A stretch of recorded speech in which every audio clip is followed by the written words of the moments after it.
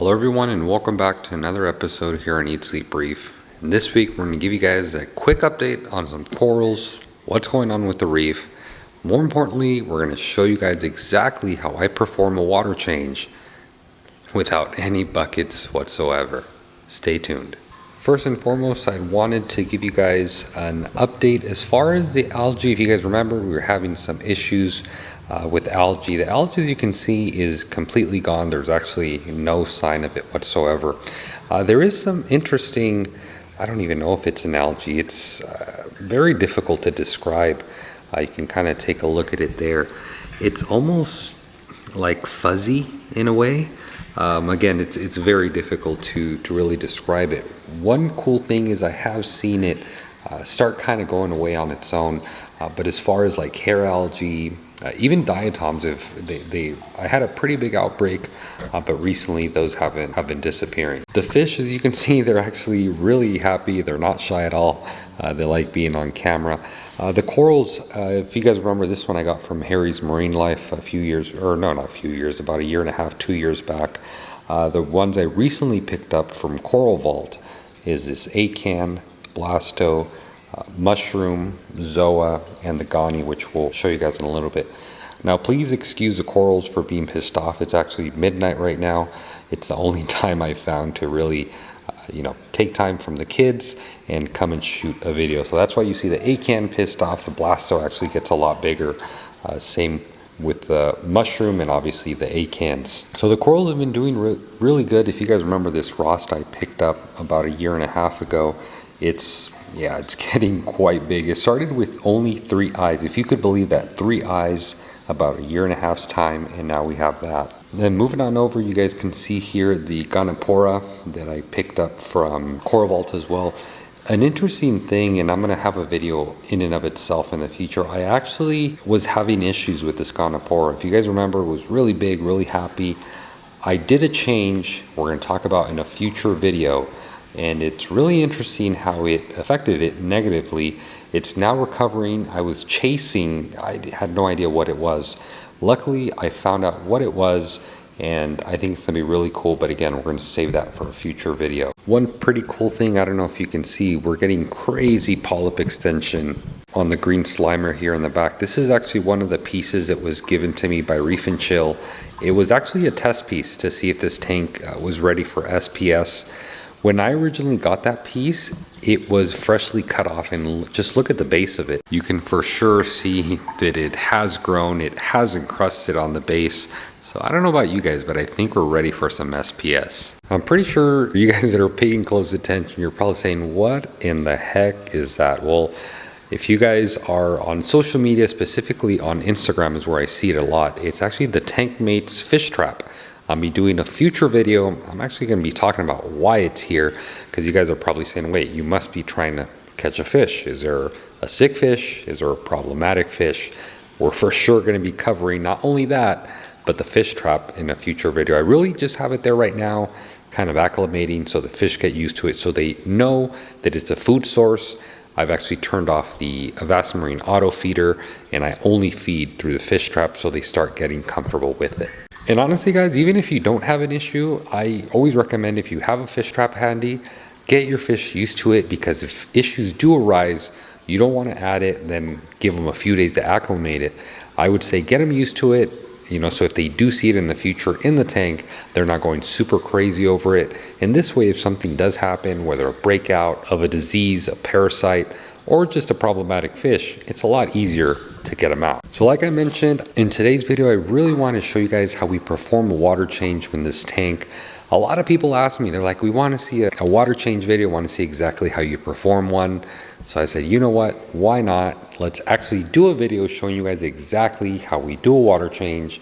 So you could see how I implemented pretty much my whole mixing station to cater to this reef tank. I even plumbed my house with a drain to make water changes that much easier. Let's check it out. We're gonna do a water change. I'm gonna show you guys how easy it is to do it with the whole setup I have here and the automatic hose reel. One thing I have already done is turn on the pump. The pump's been on since early today in the morning, as well as I've hooked up the heater, because you can imagine heating up 50 gallons of water or close to 50. Doesn't happen within a few minutes. It takes a few hours to do it. So luckily the temperature is pretty much there. I feel very comfortable adding it to the tank. So I'm going to show you guys and walk you through exactly how I perform a water change. If you guys remember, I did install a drain into my home right behind the tank, so it makes it easier. I don't need any buckets. I don't need any hose running anywhere. So I don't need any buckets. As you can see, the siphon itself comes out from inside the tank, runs to the back, connects to here, and then that drains to the outside, which eventually will go to the street. First thing before we begin is I've programmed my power heads, my pumps, my skimmers, and anything associated that I don't want running when I'm doing a water change to this switch here. You can see I've named it on my GHL controller water change, and it delays it for 120 minutes. So we're going to go ahead and hit that.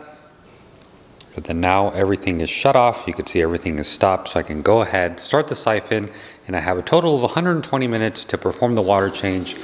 If I need more time, I can add it, but so far 120 seems to be enough.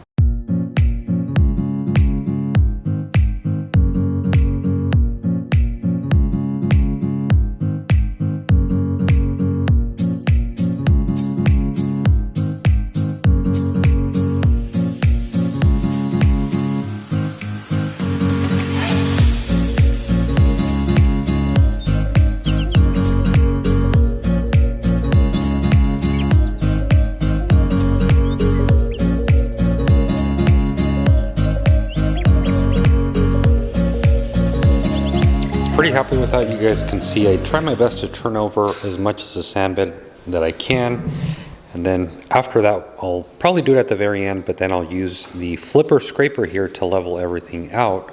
And for you guys wondering how exactly do I know how much water I'm taking out, well, I've actually done these markings here with the Sharpie. So that's 10, 20, 30, and 40 gallons. Today I'm looking to take out just a little bit below 20, ideally 15, and actually that is going to be that.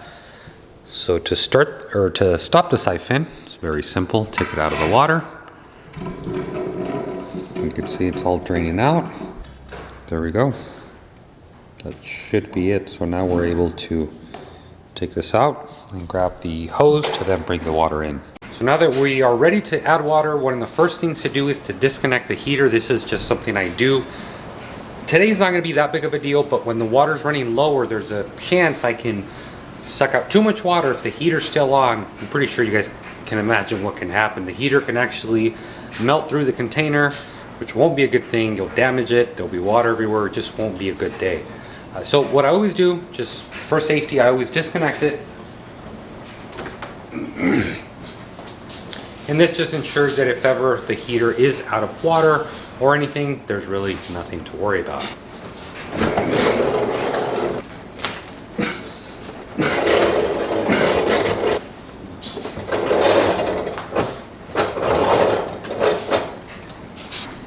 I already have the hose itself marked with some blue tape. This tells me just how far out I need to pull it.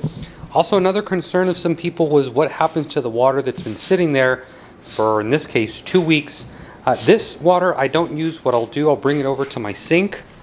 While the pump itself is running, I'll open this valve and I'll actually start shooting water out through here. And if I want it a little bit quicker, I can shut this one here. It's coming out really slow because the pump itself is in a really low setting, but it is coming out. So I'll let it run here for about 30 seconds, and that'll just ensure that any water that's in the hose itself gets pushed out, and then we can obviously start with some fresh water. Now the hose itself is running all the way to the tank. You can see it comes through here, turns left here, and then it shoots all the way up into the tank. And then we have 2 clamps here that just make sure it doesn't come out, so I don't need to be here and holding it. So one of the first things before we start is we come to the C-Check controller, turn it as high as it goes. Although right now it's only circulating water within this tank. So to make it shoot back into here, what we do, we're going to leave this one open because we want to be taking salt water out, and we're going to open this guy. So now it's allowing water to divert through there, but it's also coming up through here. So in order to concentrate all the flow to here, we just shut this one And now water is coming up, shooting back, and coming all through here. And actually you can see it coming out. You can see the flow on this side. You see that? So now all we do is we just wait till it fills up, and then we just go shut it down.